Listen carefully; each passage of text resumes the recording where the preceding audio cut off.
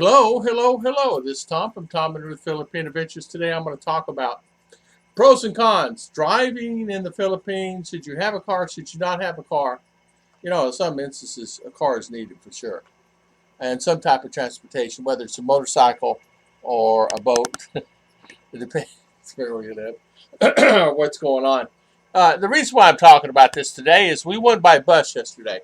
And one of the differences that I noticed uh, driving and on a bus, tricycle, taxis, and all the things you have to get in order to get to point A to point B. You may find yourself it's easier to go by car, but the cons of having a car here are as follows.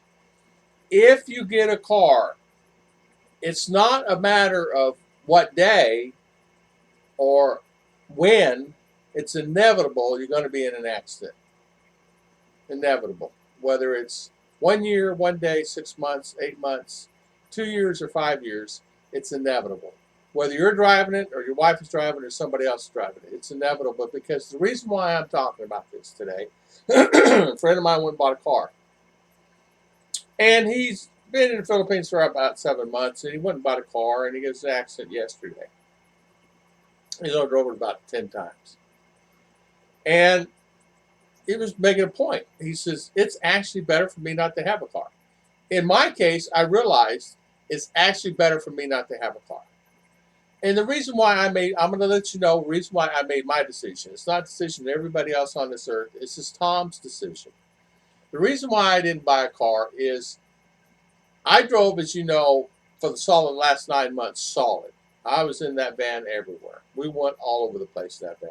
I mean, we went everywhere, all over. And I realized by having that van, it's just inevitable I'm going to get an accident. Inevitable that life safety. I'm going to be responsible for not only me, my family, and my brothers, and my aunts and uncles. I mean, Ruth's aunts and uncles and all her cousins, and my brother-in-law, father-in-law, mother-in-law, grandma, everybody. And I realized it was just better for me to get rid of it. And realize that if I'm not driving it every day, like I did in the U.S., and I'm not using it but 2, 3, 4, 5, 6, 7 times a month, it's worthwhile having a car. And you make payments on it. I'm not making payments on it, but I mean, just saying. It was paid for. But $6,000. But just say this. Was it something that is... Yesterday alone, the bus driver almost got in like 4 or 5 accidents. And we had this discussion. He said, yeah, it's inevitable. You're going to have an accident. And he's had some. They won't fire you if you find out it's not his fault, because people point out, yesterday alone, 2 kids that were 2 to 4 years old, 5 years old, ran out in the middle of the street. That's the reason I actually stopped driving, is because 2 children ran out in front of me. God forbid that happened to me. There was nobody around, no parents around. The kids just run right out in the middle of the road. And luckily, a bystander walking down the street saw the kid, ran out, grabbed the kid, and ran across the street before I slammed on my brakes and fishtailed the car. Within 3 hours, another kid way down the road, same thing. So you have to really make sure that it's something that you really want to do. Now, that's my reasoning. The other reasoning I have, and this is a very important factor, where are you going to park it? Okay, you're going to park it at the mall and then take a taxi where you need to go. Okay, say you get at a hotel. Do they have parking? Not all hotels have parking. They do. They have 10 slots for, they got 300 rooms, but they have 10 slots for parking. And 99.9% is by motorcycles. Also, don't worry, we'll get you a spot. Come to find out, there's no spots available. Well, so I'll just park it at the mall and say, yeah, you park. You have to park it down the mall, get a taxi, come down here. Why would I do that?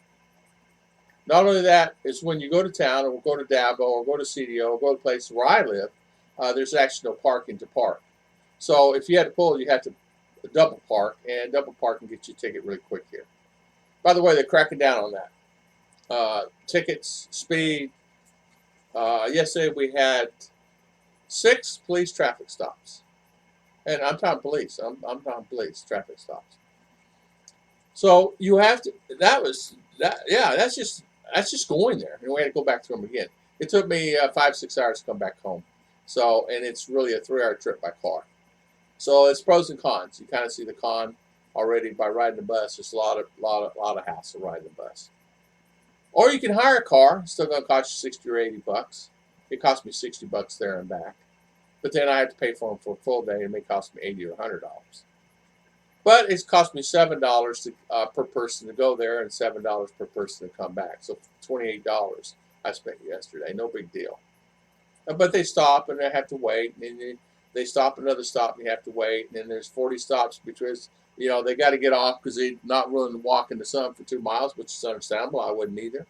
So they catch a bus here to go down to closer to their house so they can walk to their house. And it's understandable. I mean, it's too hot out there. I wouldn't walk in the sun either here. But I wanted to talk about that today. Pros and cons of having a car. Now, in some instances, if you live in a city, I don't know if you even need a car. If you live out in the province, you might need a car where you go to town and get your stuff, or you want to go, you're close to SM maybe, and it's 30-minute drive to go here, go there. In our instance, it's really not beneficial. Now, I'm going to miss the advantage of having that car when I go to Valencia and I go to Robinson's and I can pack the car full of stuff and bring it back home. I will now have to either hire a car because by bus, it's impossible. You can't carry, 6 or 8, 10 bags, put it on a bus with milk and all the other stuff and come back home. So it'd be really a hassle. So you have to think about that also. So either I have to hire a driver or I'll have to hire one of our family members to take me in a tuk-tuk. I'm not going to buy no tuk-tuk. I'm not going to buy no motorcycle. If anything, I'll buy a car again or a van because the height. I want height. I don't want to be sitting down in a small car where I can't see. I want to see who's in front of me. The van gave me the availability. Not only I could see over the cars, I can see 3, 4, 5 cars ahead. And I can see almost a mile ahead. And I can see what's going on around me. In a car, you can't see what's in front of you, whether it's a motorcyclist or whatever it is. But that van gave me, that's the reason I bought the van. It gave me the height, and it gave me the ability I can haul 6 or 8, 9 people in there at any given time, easy. A car, you can only haul 2, 3, 4 people in it, depending on the back seat size, not counting the driver. So in that van, I could haul easily 9 people in it. Because it had plenty of seats. It had 2 seats in the back, side by side. Then they had another seat in the front. So you could fit 2 to 4 people in the very back, and then 2, 3, 4 people in the front. So easily 9, 10, 11 people. We've had more than that in there. Filipino, they'll pack it full. So you really, pros and cons. A friend of mine also said that he's going to buy a car soon. And I said, well, really think about it first, because make sure you have the insurance. Make sure you are prepared for the insurance. Make sure you have all that. Because insurance here, you pay about $200 a year for it. It's full coverage. But you still have to pay for the person's car if you get in an accident or motorcycle. And get in an accident here, you can lose your vehicle. My friend was afraid he was going to lose his vehicle, even though it was financed. He had full coverage insurance on it. The policeman said it was his fault. We're going to take your vehicle and have his vehicle towed. And you need to get another way of transportation. After he argued and threatened with an attorney and this, that, and other, they let him go. So you have to really be careful. You can actually lose that brand new car you just bought. Because remember, we're not in Kansas anymore. And you have to really think about that. So after all this happened to me, boy, it's actually no way. And Ruth said yesterday, she said, I'm so happy we don't have the van because of what's happening with all our friends that actually have a vehicle and they're going through the hassle of having it and getting in an accident. Even though it's not their fault. They're the complete stop and guy rams into him and he's not doing anything. And the first thing the officer says is, why are you stopped? Well, the traffic. Well, sir, there's no traffic.